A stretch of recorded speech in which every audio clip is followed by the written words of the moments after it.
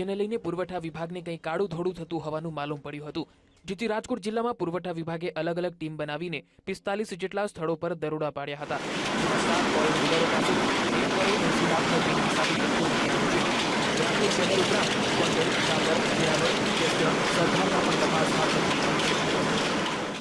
ઘણી બધી જગ્યાએ એની અંદર કોઈ એને ખામી ન મળી, એની અંદર કંઈ કાર્યવાહી ન કરવાની હોય, ફોર્મ ભરીને આવતા રહ્યા.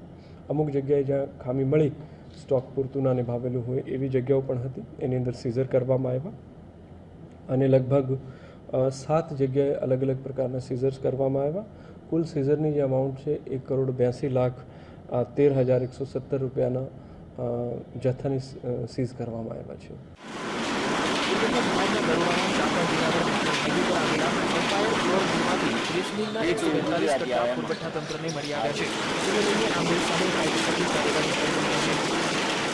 એવું અમારા ધ્યાને આવેલું છે કે જે સરકારી પુરવઠાનો જથ્થો હોય એ એમની પાસે થોકબંધ જથ્થો એક મિલમાંથી મળ્યો છે.